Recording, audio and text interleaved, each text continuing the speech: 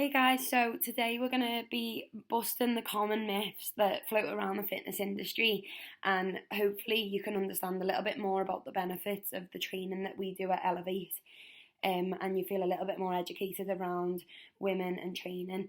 So yeah, don't know about you girls, but I'm ready to knock down any barriers and see how we can progress towards our goals even further. Alright, so there's always going to be loads of misleading information out there in the world. Not much we can do about that. But what we can do here at Elevate is to educate you and make you feel like you're growing in confidence, not only in the knowledge around your training, but also in what you're doing day to day with us at Elevate. So the three common myths that we're going to bust today are: will lifting weights make me feel bulky? You have to do lots of cardio to lose weight, and training on your menstrual cycle. So let's get going. Okay, so the first myth that we're going to get rid of is: will lifting weights make me bulky? The short answer is no, not at all. We can reassure you that strength training, what you do in Elevate, when you're lifting 3 times a week, will actually do the complete opposite. You're going to be training properly, and then you're going to be taking care of your nutrition properly with us. So what you guys need to know is that it would take a huge calorie surplus, meaning basically that your intake of calories is a lot higher than the amount of calories that you're expending throughout the day. So in other words, the amount of calories that you're taking in is a lot higher than the amount of calories that you're burning, other people might say. So that thought that you might have when you think bulky probably mimics like a Hulk-like image. But we can get that out of our heads, because that would be a deliberate, long time, high calorie surplus and high volume training tailored to that specific goal. So moving on to our nutrition, obviously we're going to be focused on strength training, focuses on our overall body recomposition, which we'll talk about in the next slide. So what I mean by that is we want to obviously create lean muscle mass, and then the focus there would be to reduce fat simultaneously. So let's take a little look on that as well. So the next myth is you have to do lots of cardio to lose weight. Another very common myth, because often we always think that lots of cardio activities such as typical HIIT workouts or your aerobic activities like running, that shows a higher number of calories post workout. And notice what I've said there, like post one workout. But that's not looking at sustainability. So obviously here at Elevate, for example, if we complete our 3 strength training sessions per week, then the focus will shift over to overall body recomposition. As I said in the last slide, that means losing fat and gaining muscle simultaneously. So an increase in muscle mass, which is what strength training will naturally do, increases what we call our resting metabolic rate. That basically means that we burn more calories over a longer period of time. So to sum that up, more muscle means a decrease in body fat, and then therefore an increase in our metabolic rate, which then gives us more room over time to take in more calories, so that then we can continue the process to create lean muscle mass.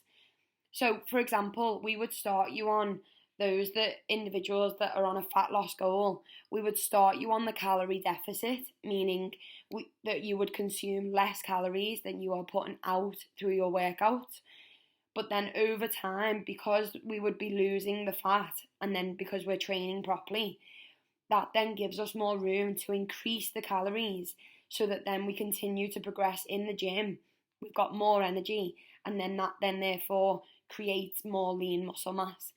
So yeah, that is the process there, and that is the reason why we look at our calorie intake, and that's the reason why we track our calories. So you definitely do not have to do lots of cardio to lose weight. In fact, strength training has been proven to actually lose more weight than cardio. So training on your menstrual cycle. Another common myth for a lot of women, and then that then creates a lot of confusion on what you should do around your menstrual cycle. So it's just the same with everything. You can train during your menstrual cycle because, to be honest, there's no actual specific evidence in research that suggests training on your menstrual cycle is good or bad. So it then just comes down to the individual. So, like we would say with anything, listen to your body and just be in tune with your energy levels. And of course, hold yourself accountable to being as consistent as possible in your training program. So, with it, when it comes to a menstrual cycle, of course, like listen to your body, treat it how you would if you were maybe unwell or if you're not feeling that great during that week. That is just obviously down to the individual. So we understand that our bodies might feel a bit more fatigued, or you may be feeling a little bit less normal than your everyday self. But where you can, get your non-negotiable training in. And then our biggest advice would be to just track your cycle and track your energy levels against that, so that then you just know and you're learning more and more about your body over time, so that then you're obviously then not compromising your training then throughout that as well. So you're obviously maximising as much of your training as possible despite any challenges that come your way. So that's just the same with everyday life as well. So yeah, straight away, debunk the myth of you can't train during your menstrual cycle. That just comes down to the individual and how you're feeling on that day or that week. Okay guys, so a quick summary and some takeaway points. Hopefully now you understand that strength training will not make you bulky.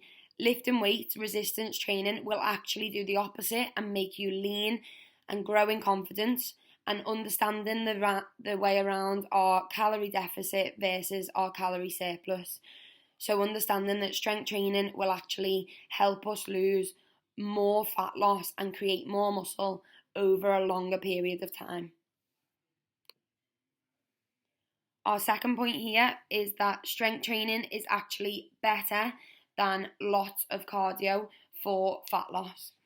Okay, so what we want to focus on here is that more muscle means a reduction in body fat and therefore an increase in our metabolic rate, which then obviously over time creates lean muscle mass and then creates that sustainability to be able to keep going at a longer period of time and keep the progression moving forwards. And the last point here is that you can train on your menstrual cycle. This just comes down to the individual, understanding your body, and also making sure that you keep the communication between yourself, the coach, and above all, just hold yourself accountable to getting in your non-negotiables. Even if that means you might not be feeling your 100%, but none of us do all the time. So making sure that you understand that maybe on them particular days, you still come in, get your session done. It just might be a little bit lighter. So yeah, understanding your body, and that is a very individualised approach on that one. Alright, so I hope you've enjoyed this presentation, and above all, I hope that you've got something from it and took something away that you've maybe not known about before. But if you've got any questions, you know where we are. But here's the references that I used if you want to research into it a little bit further. Or if, as I said, if you have any more questions, we can have a little talk about it in the gym. Thanks so much.